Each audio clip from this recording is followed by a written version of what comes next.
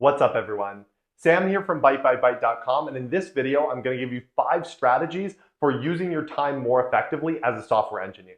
This is going to be super valuable, especially as more and more people are working from home. Having strategies that you can use to both use your time as effectively as possible, but also recapture that remaining time so that you don't feel like you're constantly on the clock and that you're constantly behind on your. And if you want tons more videos just like this, go ahead and give us a like and subscribe. We're releasing new videos like this every week.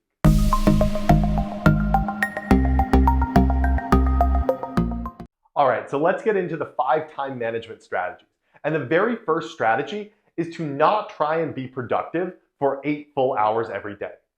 I think there's this myth based on the fact that we have an 8-hour workday, that somehow we're supposed to be productive for those entire 8 hours, but the science actually says something very different. The science says that as human beings, the way that our brain works, we only really have 3 to 5, maybe 6 hours of productive time every day that we can use. And so if we're trying to force ourselves to work 8 hours a day, then our productivity diminishes dramatically throughout the day. We tend to think that the more I work, the more time I put in, the more I spend doing this, the more productive I'm gonna be. But in reality, that's not the case. And so what we're going to see with the remainder of these strategies is that by focusing our time and by using that effectively, we don't necessarily even need 8 full hours. And so before we get into the rest of these, I want to acknowledge that if you're not working 8 hours a day, you don't have to feel bad. One of the great things about working from home is that we no longer have this idea nearly as much of butts in seats, where you are required to be at your job for 8 hours a day. Yes, I know there are some companies that are doing ridiculous time tracking things and all of those things like that, but if your company is not like that, which most are not, then we can focus on using our time productively and not feel bad if we're not putting in a full 8 hours a day. So with that strategy out of the way, strategy number 2 is a tool called time boxing. And time boxing basically means that we are going to take every task that we have to do and we are going to set very strict parameters around how long we are giving ourselves to do that task.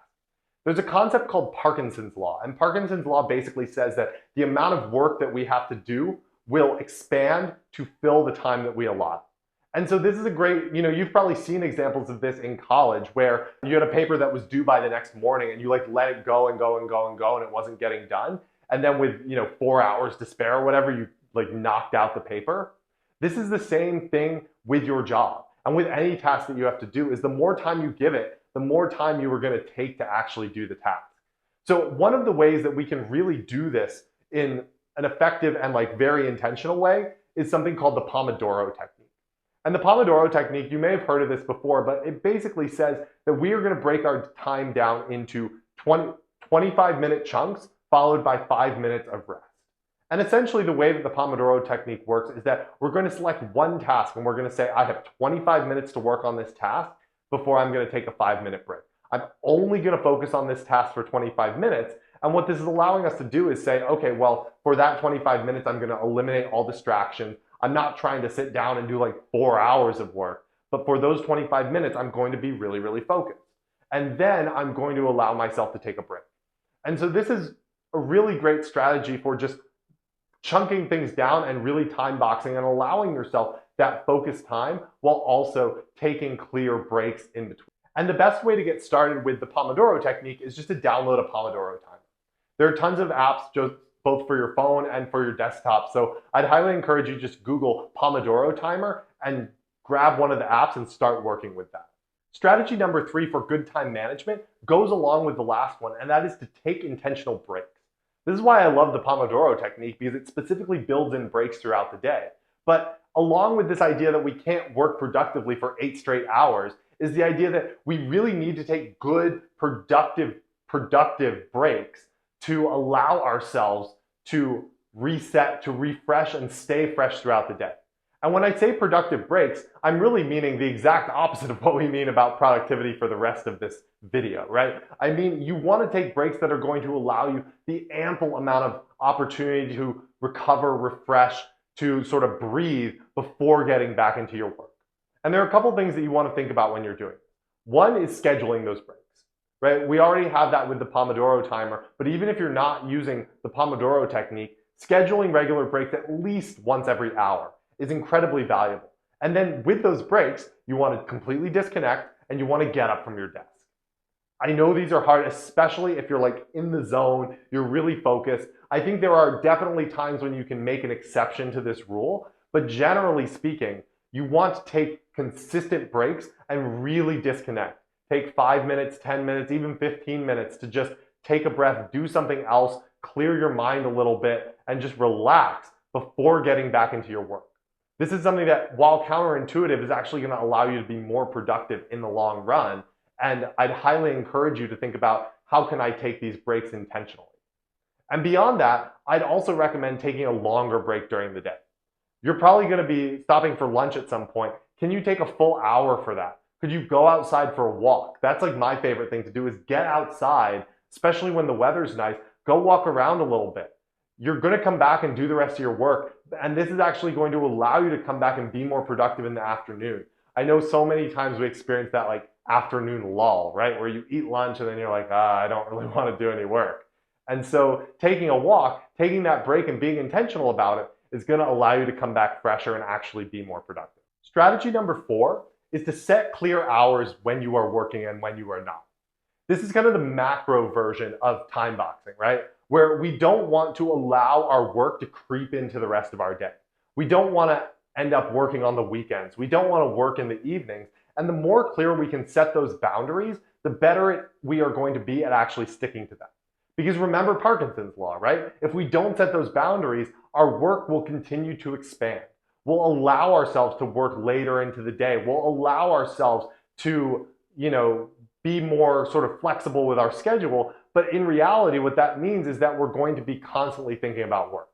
And this is something that I've experienced a lot, where what happens to me is that I'll be procrastinating. And so I'm not actually making any progress. But the problem with procrastinating versus just saying I'm not going to work is that I'm not making progress, but I'm still stressing about work.